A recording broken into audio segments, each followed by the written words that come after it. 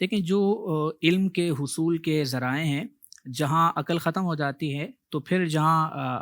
ہماری رہنمائی کرنے والی وہ شے کہ جو چیز ہم عقل سے نہیں جان سکتے وہ ہمیں بتاتی ہے، ان میں سے ایک وحی بھی ہے۔ اچھا، وحی ایک تو قرآن سے ثابت ہے نا، قرآن نے ہمیں بتایا کہ نبی پر وحی نازل ہوتی ہے۔ نبی کریم صلی اللہ علیہ وسلم نے وحی کے بارے میں ہمیں جو اس کی کیفیات ہیں، ان تمام چیزیں ہمیں سرکار نے بتائی ہیں، لیکن وحی کی ضرورت عقلی طور پر بھی ثابت ہے۔ بالکل یعنی ہم عقلی طور پر بھی دیکھیں تو وہی عقل سے بھی ہم یہ کہہ سکتے ہیں کہ جس قادر مطلق ذات نے اتنی بڑی کائنات بنائی ہے تو وہ بڑی زبردست قوت والا ہے، وہ حکیم ہے۔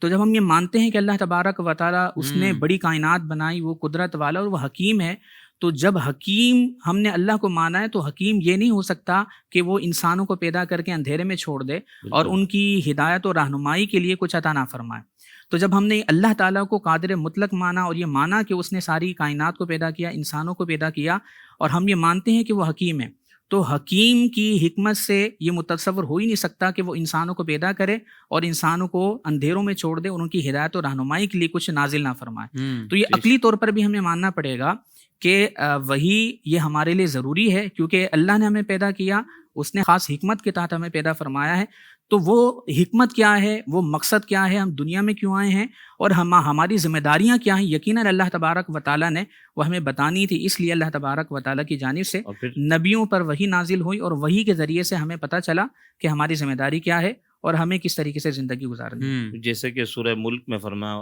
تو تم میں سے کون ہے جو اچھا عمل کرے۔ تو اچھا عمل جب تک اس کی بارگاہ سے اسے معلوم ہی نہیں ہوگا کہ اس کے لیے خیر کیا ہے اور شر کیا ہے،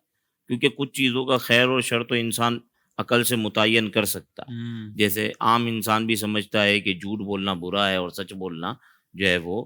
صحیح ہے، لیکن کئی جگہ پہ اس کو خیر اور شر جو ہے وہ باہم ایسا ملا ہوا نظر آئے گا کہ جہاں اسے اس ربانی پیغام کی ضرورت ہے کہ جو اس کے سامنے خیر اور شر کو واضح کر۔ اچھا، یہ جو ہم کلام کر رہے ہیں کہ یہ عقلی دلیل اس کے لیے ہے کہ جو پہلے خدا کے وجود کو مانے۔ زندگی کے تمام شعبوں میں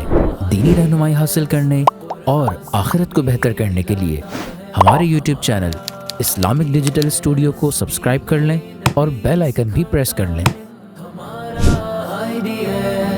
قرآن سے بھی ملاتا ہے ہمارا